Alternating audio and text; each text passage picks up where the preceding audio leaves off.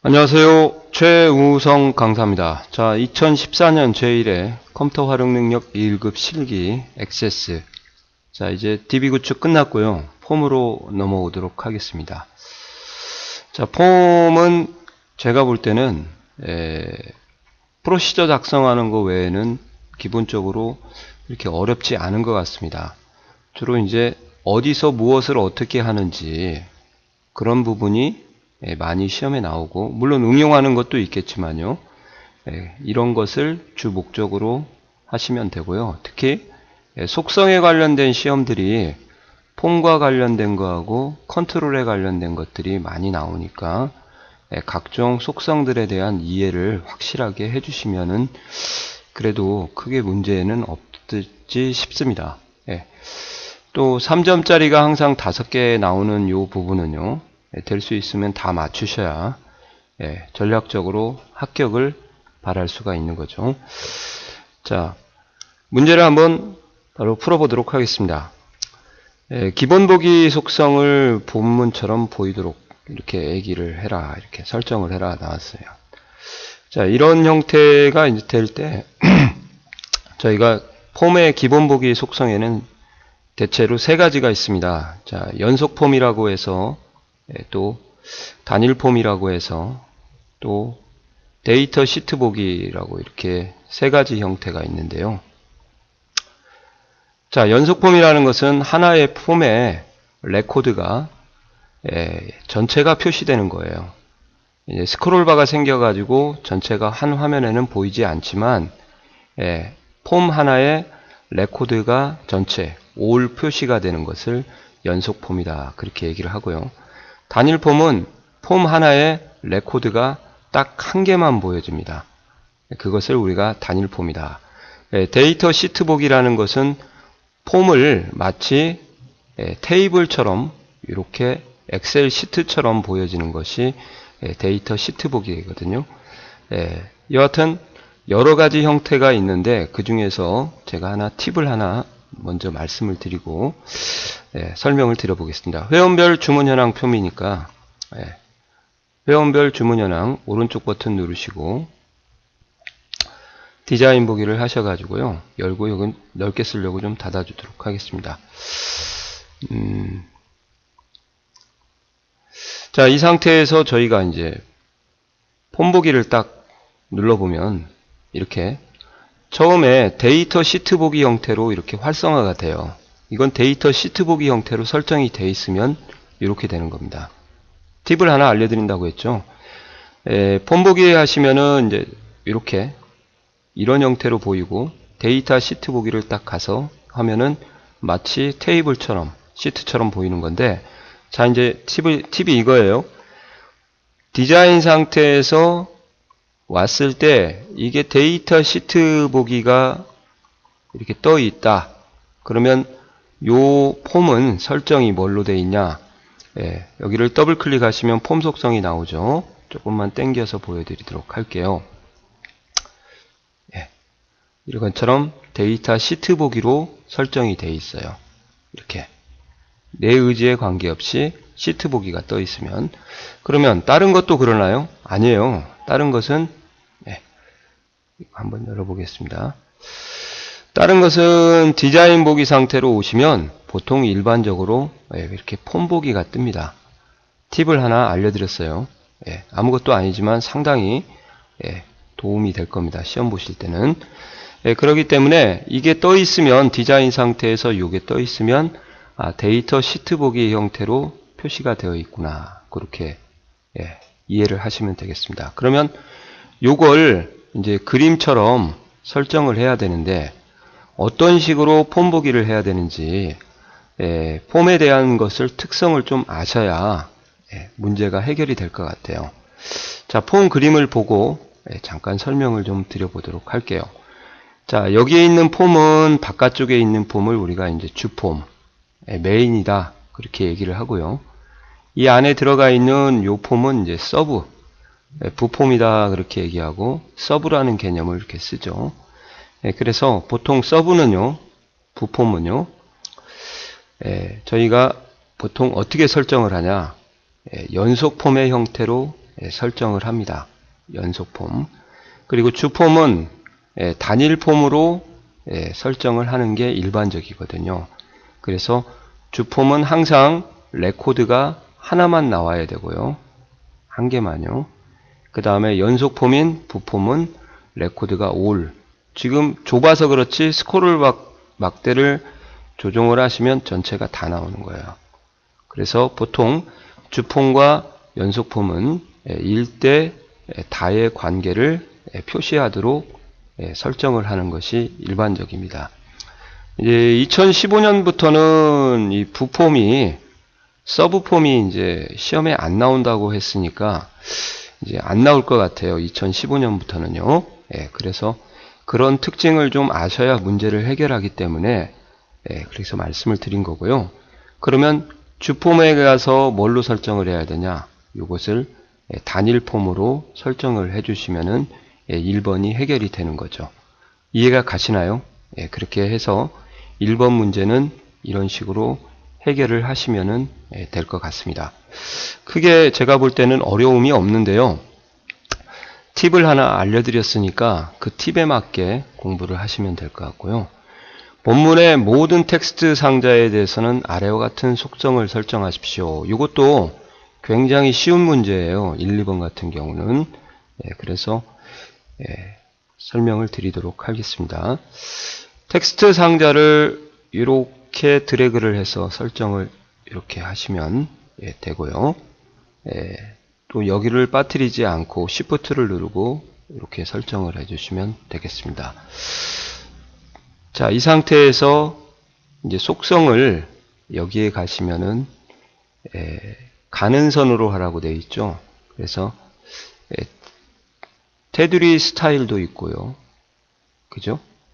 테두리 두께도 있으니까 가는 선을 두께를 하시면 되고요. 특수 효과가 요 아래에 있으니까 오목이니까 오목을 지정하시면 되겠고요. 그리고 테두리 스타일은 투명으로 하라고 했으니까 테두리 스타일을 선택을 해서 투명을 여기서 해주시면 되겠습니다. 자, 그래서 크게 어려운 점은 없는데요. 외워적인 거니까 이렇게 해서 투명, 그 다음에 가는 선, 특수 효과는 제가 아까 설정했는데 뭐가 좀 누락이 됐나 봐요. 오목 이렇게 해서 설정을 하시면 뭐가 달라 보이는지 한번 가서 볼까요? 이렇게 약간 움푹 패인 것처럼 보이는 겁니다. 이렇게. 그래서 세 가지 작업을 이렇게 해주시면 될 것 같습니다. 자, 제 개인적인 생각은 1, 2번은 솔직히 어려운 게 없어요. 그래서 다들 맞으실 것 같고요. 3번은 설명이 좀 길어지는데 3번은 잠깐 제가 건너뛰고 4번부터 설명을 드리겠습니다. txt 고객 ID 컨트롤에는 포커스가 이동되지 않도록 해라 이렇게 되어 있는데요. 자, 포커스가 이동하지 않도록 또는 포커스가 인되지 않도록 그렇게 하는 것이 뭐냐? 탭을 저희가 입력을 할 때 눌렀을 때 이렇게 이동을 하는 걸 보실 수가 있을 거예요. 보통 저희가 이것을 레이블이라 그러거든요. 글상자를 여기에 있는 것을 레이블 이렇게 여기는 텍스트 상자, 여기는 명령 단추, 커맨드라고 하죠. 그래서 보통 cmd를 많이 씁니다. 여기도 레이블이고요. 그때 커서가 인되는 거나 아니면 활성화가 되는 것을 우리가 이제 포커스가 인된다 그렇게 얘기를 하는 거예요. 포커스가 인되는 것은 커서가 들어가는 거고 활성화되는 것은 포커스가 들어간다 그렇게 얘기하는 거죠. 그랬을 때 시험 문제에서 뭐라고 나왔냐면 포커스가 이동되지 않도록, 이 말은 활성되지 않도록 하라 이 말이에요. 그러니까 탭을 눌렀을 때 커서가 들어가지 않고 활성화가 되지, 지금 같은 경우는 활성화가 되어 있는 거 아닙니까? 이렇게 들어가지 않도록 하라 이 말이에요. 그러면 일단 디자인 모드로 가셔서 txt 고객 아이디라는 것이 있으니까요. txt 고객 아이디를 찾아야 되는데 이렇게 한 번씩 눌러보셔도 물론 되겠지만 차라리 그럴 때에는 여기 있는 유형을 찍고 알파벳 순으로 되어 있으니까요. 오름차 순이에요. 가나다 순으로. 그러니까 txt 고객 아이디를 이렇게 찾는 게 더 빠른 거죠. 이해가 가시나요? 네, 그 다음에 포커스가 이동되지 않도록 해라. 그러면 쭉 내리시고 영어가 끝나는 지점에 모두에다 놓으시고요. 탭 정지가 예로 돼 있을 겁니다. 그때 탭 정지를 안 이용하시면은 이제 커서가 안 되죠. 얘도 활성화가 안 되는 거고요. 명령 단추 같은 경우. 이해가 가세요?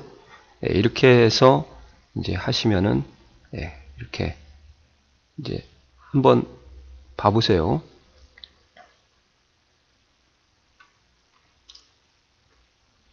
이렇게 가서 딱 네, 다음을 딱 눌러 보시면은 이제 네, 탭을 눌렀을 때 보는 것처럼 커서가 안 가는 거죠. 이렇게요.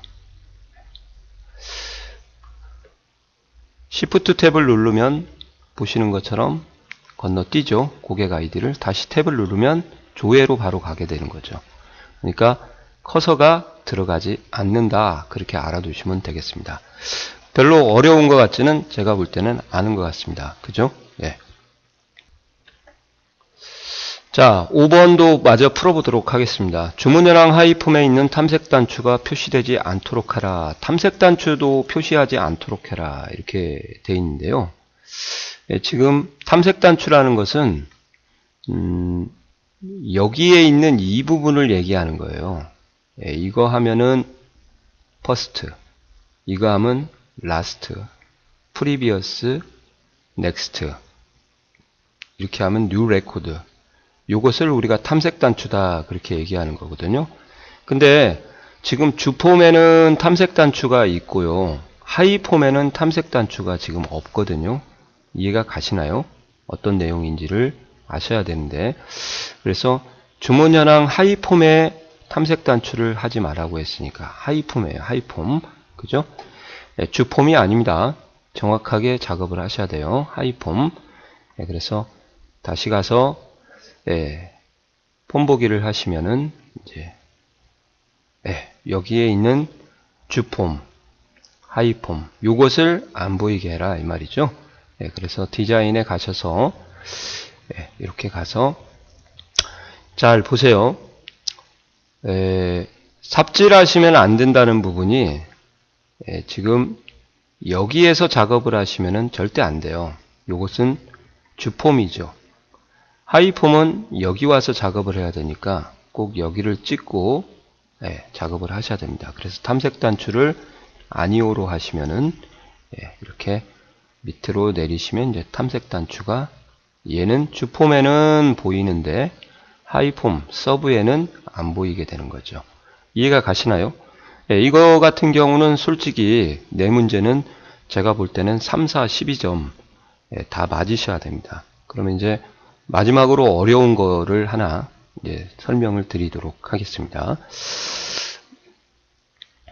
문제로 한번 돌아가서 한번 보여드리도록 하겠습니다. 예.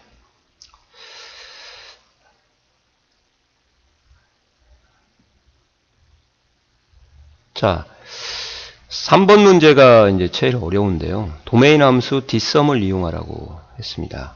보통 우리가 이제 sum 하면은 일반적으로 집계 함수, 합계를 나타내는데요. 이때 단순히 sum을 쓰게 되면은 어떤 차이가 있냐, dsum하고 조건을 받지 않는 일반적인 전체에 대한 합을 할 때는 우리가 이제 sum을 사용하는 거죠. 그러면 특정한 조건문을 부여하고 그리고 나서 그 조건에 일치하는 합을 표시할 때는 dsum을 사용한다는 거예요. 이건 엑셀에서도 데이터베이스 함수를 배우셨던 분들은 dsum의 용도는 조건 플러스 합이라는 걸 아시니까 이렇게 크게 의미는 없을지 싶어요. 근데 이제 두 번째는 구성이죠. 구성. 데이터베이스 함수하고 엑셀하고 좀 다르니까 그게 많이들 어려우실 것 같아요. 그래서 dsum이라는 도메인 함수 XS에서는요. 큰 따옴표를 하고 반드시 입력을 해줘야 됩니다. 그래서 계산 필드다 그렇게 얘기를 해요. 계산 필드. 계산 필드는 될 수 있는 대로 필드명은 대괄호를 치고 쓰시면은 좋고요. 두 번째, 소스라고 얘기하죠. 그래서 여기가 테이블 또는 쿼리가 옵니다. 테이블 쿼리도 반드시 큰 따옴표를 해요. 이렇게. 그 다음에 세 번째가 뭐냐, 이제 조건절이다 그렇게 오거든요. 조건절도 큰 따옴표를 이렇게 하는 거죠. 그래서 가끔 지식인에 많이 물어보는데 왜 계산 필드 테이블 쿼리 조건절에 큰 따옴표를 해야 되나요? 이렇게 많이 물어보시더라고요. 그건 일종의 약속이라고 보시면 돼요. 약속. 이 약속을 지켜주지 않으면 저랑 약속하는 게 아니라 액세스나 엑셀과의 약속이죠. 이렇게 한다는 것을 좀 알아두시면 되고요. 그러면 여기에서 보고 이제 여기다가 딱딱 끼워 맞추면 되겠네요. 본문의 txt 수량 합계라는 곳에 수식을 입력하는 컨트롤이고요. 여기다가 dsum을 사용해라. 이겁니다. 해당 회원이 주문한 수량의 총 합계, 그러니까 해당 회원에 일치하는 합계를 표시해라. 그러니까 해당 회원이 만약에 여기에 이은주다. 그러면 이은주에 대한 합계를 보여줘야 되지, 전체에 대한 합계를 보여주시면은 이제 안 된다는 거예요. 이해가 가시나요? 이렇게 여러 명이 있다. 14명인데 14명에 대한 합계가 아니라, 그죠? 그래서 dsum 함수하고 txt 이름 컨트롤을 사용하라 이렇게 되어 있으니까 지금 요 컨트롤이요, txt 이름일 거예요. 이건 안 봐도 뭐 비디오죠. txt의 이름과 일치하는 합계를 표시하라, 이렇게 분석이 되셔야 된다 이 말이죠. 즉 이름과 일치하는 합계. 그래서 여기를 txt 이름을 쓰라고 했으니까. 또는 이런 말이 없으면 이제 고객 아이디를 가지고 사용을 해도 상관이 없습니다. 또 전화번호를 해도 중복된 값이 없다고 하면 이렇게 하는 것이 일반적이죠. 고객 아이디를 사용하는 게. 고객 아이디를 써가지고 dsum을 구해버리면은 이렇게 구할 수가 없으니까 문제가 발생할 거 아니에요. 그래서 다 나왔네요. 이제 허브 주문 현황 쿼리를 이용하라고 했으니까 여기는 얘를 집어넣으시면 되겠고, 계산 필드는 수량에 대한 합이니까 수량은 요리 집어넣으시면 되겠고요. 조건절은 txt 이름과 일치하는 이제 회원명 또는 필드명이 이름인지를 모르겠어요. 그래서 이렇게 다 구성이 되어 있고, 마지막으로 이 조건절이 제일 어려운데요. 이 조건절의 구성은 일반적으로 이렇게 구성이 되어 있어요. SQL문의 where 조건절하고 똑같은데 여기에 먼저 조건이 제시되고 있는 필드명이 들어가고 큰 따옴표 하시고요. 그 다음에 연산자가 오고요. 그 다음에 비교값이 이렇게 오는 게 일반적입니다. 큰 따옴표 닫고요. 그때 이 비교값이 문자일 때는 작은 따옴표를 하고요. 그 다음에 숫자일 때는 그냥 쓰고, 날짜일 때는 샵 처리를 일반적으로 해주는 약속까지 아셔야 되겠죠. 그래서 문자일 때는 이 비교값 자체만요, 작은 따옴표 처리를 하고, 숫자일 때는 그냥 쓰고, 그죠? 그 다음에 날짜일 때는 마이너스를 하지 않도록 샵 처리를 해줘야 된다. 요게 일반적으로 특징이니까 꼭 알아두셔야 됩니다. 그래서 여기 같은 경우는 이름에 대해서 사용을 하라고 했으니까 txt 이름이 문자죠. 그러니까 문자이기 때문에 비교값에다가 작은 따옴표 처리를 해야 되죠. 원래 이렇게 설명을 좀 드릴게요. 이제 조건절만 가지고 중점적으로 설명을 드리면 조금만 흰색 공간을 많이 쓰고, 이런 것을 공부하실 때 이렇게 공부하시면 좋을 것 같아요. 큰 따옴표 안에 조건절이 들어가는데 예를 하나만 써볼게요. 제가 성명이라는 필드라고 가정을 하고요. 조건절입니다. 는 하고 이은주라고 이렇게 쓰면 원래는 문자에는 이렇게 큰 따옴표를 하게 돼 있거든요. 근데 여기서부터 문제가 발생하죠. 조건절에 있는 큰 따옴표가 비교값으로 오는 큰 따옴표에 있는 요것과 구분을 컴퓨터는 못한다는 거예요. 무슨 말인지 아세요? 내가 얘랑 어울리는지 그것을 컴퓨터는 구별을 모른다는 거죠. 물론 사람의 입장에서 보시면은 이거 당연한 거 아니야? 여기 뒤에하고 어울리는 건데. 이거 당연한 거라고 생각하겠지만, 컴퓨터의 입장에서는 이 문제가 상당히 어렵게 받아들일 수밖에 없다는 거죠. 눈이 없으니까. 그래서 이 부분을 해결하기 위해서 이제 어떻게 계산을 한 거냐? 그러면 내부에 있는 이 큰 따옴표를 뭘로요? 작은 따옴표로 바꿔주자. 그래서 작은 따옴표 처리가 되는 거고요. 참고로 액세스나 VBA를 열심히 엑셀을 공부하신 분들은 작은 따옴표를 안 하는 사람들은 큰 따옴표를 연타로 2번 치셔도 이렇게요. 2번씩 하셔도 구분이 됩니다. 그렇지만 이제 일반적으로 작은 따옴표로 하는 게 구별이 더 확실하게 되기 때문에 더 헷갈리지 않습니까? 그래서 일반적으로 작은 따옴표로 가리키는 거죠. 그래서 전체적으로 이제 정리를 해보면 먼저 말로 한번 써보도록 할게요. 이렇게 쓰는 거죠. 일반적으로. 는 하시고 뒷섬 하신 다음에 계산열은 큰 따옴표하고 여기에 수량이 들어가면 되고요. 왜? 수량의 합이니까요.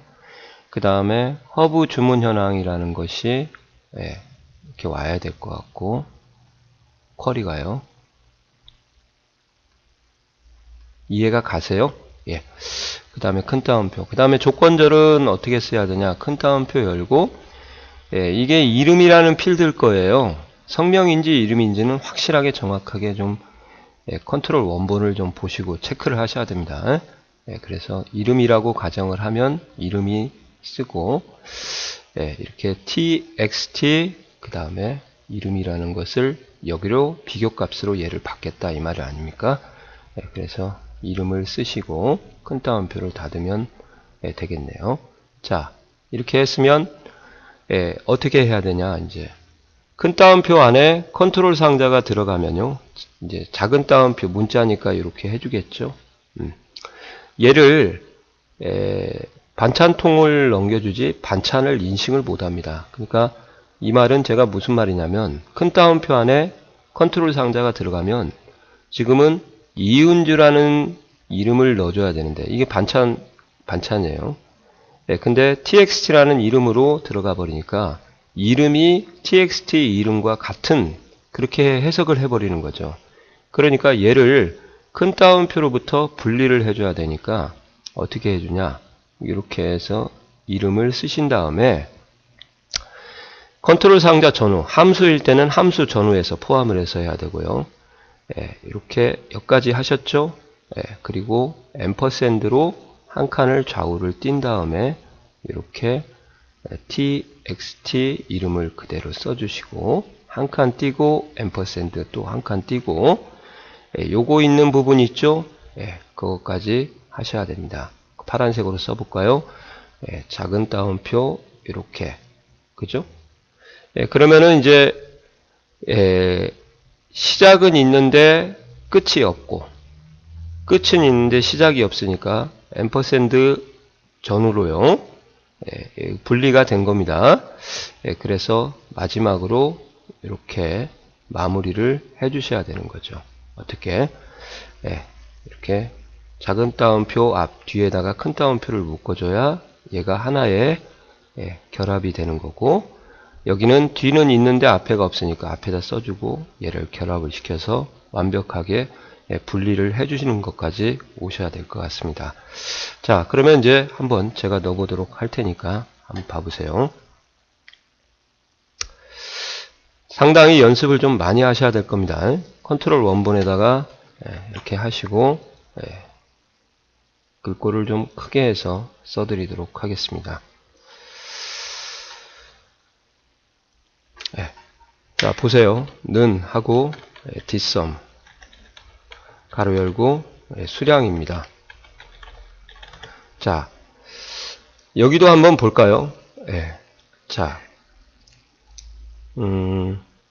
수량이라는 게 지금 항상, 그러니까 컴퓨터는 눈으로 보고 모든 걸 판단하시면 안 되죠. 이 수량이라는 필드가 없는데, 선생님, 이걸 어떻게 써야 되나요? 그런데 겉모습만 보지 마시고요. 폼에 있는 외관만 보지 마시고, 여기에 있는 이 부분을요, 딱, 이건 잠깐 취소하고, 폼 속성에 가시면 중요한 게 나오죠. 그 폼에 소스가 이렇게 있어요. 그죠? 그런 소스를 가서 보시면은 이렇게 열어보시면은 이렇게 세 개의 테이블이 다 쓰고 있으니까 수량이라는 걸 안 보여줬을 뿐이지 갖고는 있다는 거고, 그 다음에 여기 보시면은 아까 소스를 허브 주문 현황으로 쓰라고 했으니까 허브 주문 쿼리 있죠? 여기를 열어보시면은 디자인 가면 결국은 얘도 똑같이 수량을 입력하고 있으니까 이렇게 작업을 하시면 될 수 있다는 것을 좀 알아두세요. 눈으로 보이는 것만 보지 마시고요. 그래서 다시 한번 입력을 해보도록 하겠습니다. 너무 시간을 많이 끌었는지 모르겠습니다. 뒷섬 큰 따옴표 열고 대괄호 치고 수량 쓰시고요. 그 다음에 큰 따옴표 닫고 컴마하고 그 다음에 허브 쿼리 이름을 쓰면 되죠. 오타 하지 말고요. 현황 큰 따옴표 컴마 하시고 조건절을 이렇게 쓰셔야 된다는 거죠. 가로 닫고 여기다가 조건절이라고 먼저 이렇게 써주시면 좋을 것 같아요. 제가 볼 땐. 그러면은 이제 조건절이라고 쓰고 대괄호를 열고 이름이라는 필드 명을 쓴 다음에 갖다 txt 거기 보시면 이름이라고 되어 있죠. 얘가 txt 이름이에요. 어디가 여기에 있는 값을 비교값으로 받아라 이렇게 되는 거죠. 자, 근데 이름이 문자니까 이제 작은 따옴표를 안에다가 해주셔야 됩니다. 빠뜨리시면 안 되고요. 그래서 작은 따옴표를 문자에는 이렇게 해주는 거구나. 그죠? 그 다음에 두 번째는 이제 여기를 보시면 알겠지만 이것을 분리를 해주지 않으면 아까도 설명 계속 드렸죠. 분리를 해주지 않으면 얘가 반찬통을 넘겨버리니까 이름이 txt 이름과 같은 것이 어디 있어요. 반찬이 와야 되잖아요. 반찬이 온다는 것은 보시는 것처럼 아까 이은주가 와야 된다 그 말이죠. 그래서 얘를 분리를 해줘야 될 때 한 칸 띄고 앰퍼샌드 한 칸 띄고 앞뒤에서요. 함수가 들어갈 때는 함수를 포함해서요. 이렇게 띄워주신 다음에 마무리를 해주세요. 그 마무리라는 것은 뭐냐? 여기에 시작이 있는데 앰퍼샌드 전후로요. 마무리가 없으니까 이렇게 해주고 얘는 끝이 있는데 시작이 없으니까 이렇게 마무리를 해주셔라 이 말이에요. 그래서 마무리 여기로 쭉 가서 여기도 마무리 이렇게 해서 확인을 누르시고 돌려보시면은 이제 제대로 값이 나올 겁니다.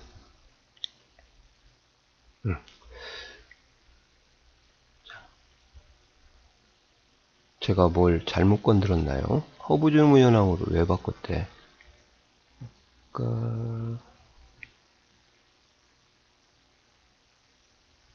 허브 주문 현황 SQL 문이 왔었나요? 아까 레코드 원본을